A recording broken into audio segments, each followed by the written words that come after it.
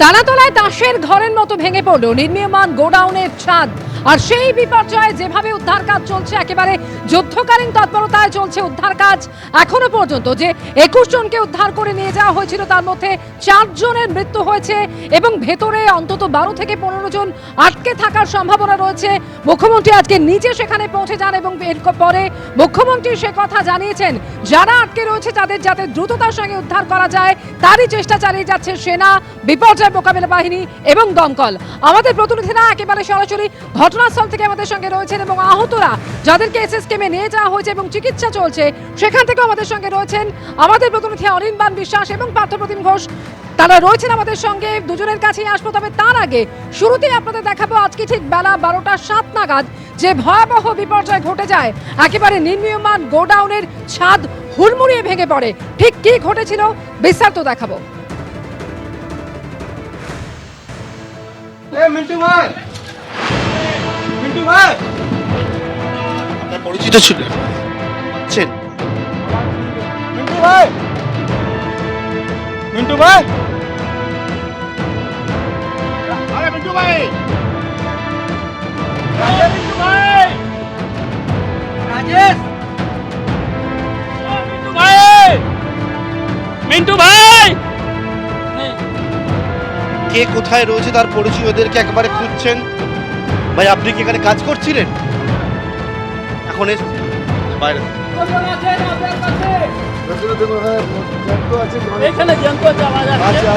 ছিল আগে, জল চাইছিল, আমরা জল দিয়েছি। এখান থেকে অনেকে আছে, চাচা ছিল আগে। কতজন আছেন? কতজন আছেন? কতজন আছেন? আমরা জল পাঠাচ্ছি, তোমাদের চিন্তা করতে হবে না। আমরা সবাই বাইরে আছি, পুলিশ আছে, জনগণ আছে, সবাই আছে। আমরা তোমাদেরকে আমরা রেস্কিউ করব। বিশাল লোহার ভীম ভেঙে পড়ে এবং তার নিচেই আটকে পড়েন শ্রমিকরা। এখন উদ্ধার কাজের ছবিটা কি, আমাদের প্রতিনিধি সরাসরি সন্দীপ সরকার আমাদের সঙ্গে রয়েছেন। সন্দীপ, একাধিক প্রতিবন্ধকতা রয়েছে, কিন্তু তার মধ্যেও কিভাবে এগিয়ে চলেছে উদ্ধার কাজ? দেখো, এই মুহূর্তে যে ছবি আমরা দেখতে পাচ্ছি যে আরও একজনকে উদ্ধার করা হলো, তবে তিনি কি অবস্থায় রয়েছেন, তার শারীরিক অবস্থা কি বোঝা যাচ্ছে না। তবে তিনি জীবিত অবস্থায় উদ্ধার হয়েছেন, এটাই সব থেকে আসার খবর। এই মুহূর্তে যে ছবি আমরা দেখতে পাচ্ছি যে তাকে সম্ভবত তাকে জীবিত অবস্থায় উদ্ধার করা হয়েছে। আর্মি এবং এনডিআরএফ হাতে ধরাধরি করে তাকে ধীরে ধীরে নামানো হচ্ছে, তাকে স্ট্রেচারে করে ধীরে ধীরে নামানো হচ্ছে। নিচে চিকিৎসক দল প্রস্তুত রয়েছে। তুমি দেখতে পাবে যে এক শ্রমিককে উদ্ধার করা হলো, দীর্ঘ চেষ্টা। এই দিক থেকে এই প্রথম উদ্ধার হলো কেউ। প্রায় আমরা দেখেছি যে দুপুর 2টোর পর থেকে এই উদ্ধার কাজ এখানে প্রথমে কিভাবে ঢোকা হবে তা চূড়ান্ত করা হয়, তারপর ধীরে ধীরে কিভাবে সেখানে পৌঁছানো যাবে যাতে শ্রমিকের কোনো ক্ষতি না হয় সেটা কিভাবে মাথায় রাখা হবে, এইটা সমস্ত কিছু নিশ্চিত করে অতি সতর্কতার সঙ্গে প্রায় বলা যেতে পারে 2টো থেকে এখন সন্ধে 7টা 5 ঘন্টার চেষ্টায় ঠিক এই জায়গা থেকে একজন শ্রমিককে উদ্ধার করা হলো। তুমি দেখতে পাবে সেই শ্রমিককে উদ্ধার করে নিয়ে উদ্ধারকারীরা তারা বেরিয়ে এসেছেন। এখনো পর্যন্ত আবারও তারা তাদের আগের জায়গায় ফিরে গেছেন বাকিদের উদ্ধার করতে, এবং সেই শ্রমিককে ধীরে ধীরে অ্যাম্বুলেন্সে তোলার প্রক্রিয়া শুরু করেছেন তারা। আমরা দেখতে পাচ্ছি যে সেই শ্রমিককে স্ট্রেচারে করে শুয়ে তাকে অ্যাম্বুলেন্সে তোলা হচ্ছে। বলা যেতে পারে যে একটা বড়সড় সাফল্য উদ্ধারকারীদের। দীর্ঘ প্রায় 5 ঘন্টার চেষ্টা। ঠিক এই জায়গাতেই তারা প্রথমে আওয়াজ পান, তারা ভেতর থেকে সাড়া পান, প্রাণের স্পন্দন পান। তারপরই তারা সিদ্ধান্ত নেন যে এই জায়গায় যেভাবেই হোক পৌঁছতে হবে, এবং পৌঁছানোর ক্ষেত্রে প্রধান অন্তরায় হয়ে দাঁড়িয়েছিল প্রথমে কংক্রিটের ঢালাই, তার নিচে কংক্রিটের নিচে লোহার রডের একটা জালি, তার নিচে রয়েছে টিনের আস্তরণ, তারপরে রয়েছে লোহার বিম। এই সমস্ত কিছু বাধা টপকে তারপরে তারা ভেতরে পৌঁছাতে পারেন, এবং দীর্ঘ 5 ঘন্টা সময় লাগলো সবটা কেটে বের করতে, এবং তারপর সেই শ্রমিকটিকে উদ্ধার করা হয়েছে। আমরা জানি না তার শারীরিক অবস্থা কি, তবে যে যতটুকু দেখে মনে হচ্ছে যে তিনি জীবিত রয়েছেন, তাকে জীবিত অবস্থায় উদ্ধার করা গেছে। অন্তত উদ্ধারকারীদের বডি ল্যাঙ্গুয়েজ সেই কথাই বলছে যে একজন মানুষকে জীবিত অবস্থায় উদ্ধার করা গিয়েছে এবং এই মুহূর্তে তাকে অ্যাম্বুলেন্সে তোলা হয়েছে এসএসকেএম হাসপাতালের দিকে। অ্যাম্বুলেন্স আর কিছুক্ষণের মধ্যেই রওনা হবে। আমরা দেখতে পেলাম যে প্রথমে তাকে পরপর অক্সিজেন সিলিন্ডার ভেতরে পৌঁছে দিতে থাকলেন উদ্ধারকারীরা। পরপর 3টে অক্সিজেন সিলিন্ডার ভেতরে নিয়ে যাওয়া হলো এবং পানীয় জল পৌঁছে দেওয়া হলো, খাবার পৌঁছে দেওয়া হলো, যদিও সেটা কোনো কাজে লাগেনি, সুতির কাপড় পৌঁছে দেওয়া হলো।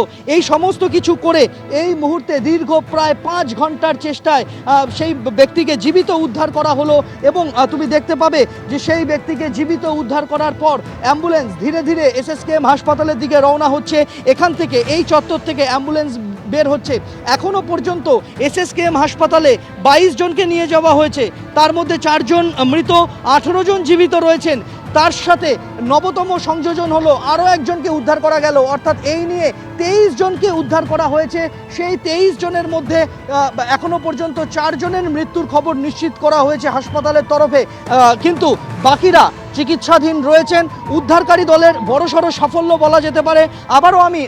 আবারও আমি সেই জায়গা দেখাবো যে জায়গার মধ্যে আবদ্ধ রয়েছেন আরও বেশ কয়েকজন, অন্তত সেখানে 15 মানুষ আরও আটকে রয়েছেন এমন ইঙ্গিত কিন্তু মিলেছে। উদ্ধারকারীরা বিভিন্ন জায়গা থেকে শব্দ পেয়েছেন, ক্ষীণ স্বরে আবেদন করেছেন, অনেকে যারা চাপা পড়ে গিয়েছেন, অনেকে উদ্ধার হতে চেয়ে কাতর আর্জি করছেন, এমন আওয়াজ উদ্ধারকারীরা পেয়েছেন। এবং তারপরই 3টে বিশেষ জায়গা চিহ্নিত করা হয়। সেই 3টে বিশেষ জায়গা চিহ্নিত করে সেখানেই খোঁড়াখুড়ির কাজ এবং কাটার কাজ শুরু হয় এবং সেখান থেকেই একজনকে উদ্ধার করা গেল এই মুহূর্তে আমরা দেখতে পেলাম। বাকি যে জায়গাগুলি রয়েছে সেখান থেকে বেশ কয়েকজন উদ্ধার হয়েছিলেন। এই মুহূর্তে 23তম ব্যক্তি উদ্ধার হলেন এখান থেকে এবং আমরা দেখতে পাচ্ছি যে স্বাভাবিকভাবেই উদ্ধারকারীরা খুশি। এখানে এনডিআরএফ, সেনাবাহিনী একযোগে উদ্ধার কাজ চালিয়েছে। কলকাতা পুলিশ রয়েছে, চিকিৎসকরা রয়েছেন, কামান হাসপাতালের চিকিৎসকরা, সরকারি মেডিকেল কলেজ হাসপাতালের চিকিৎসকরা রয়েছেন। অ্যাম্বুলেন্স প্রস্তুত রাখা হয়েছে, আবারও অ্যাম্বুলেন্স এখানে এনে দাঁড় করানো হয়েছে, আবারও উদ্ধারকারী দল তারা ভেতরে গিয়েছেন। আরও কয়েকজনকে উদ্ধার করা হতে পারে এমন সম্ভাবনা কিন্তু রয়েছে।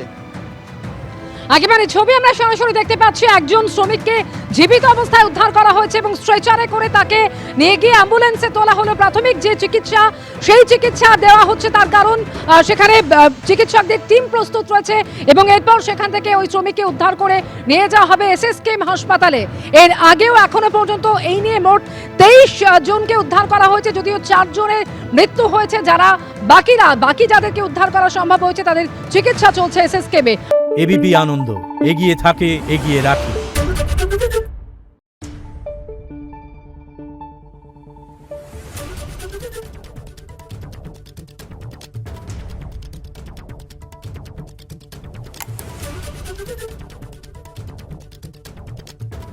Thank you.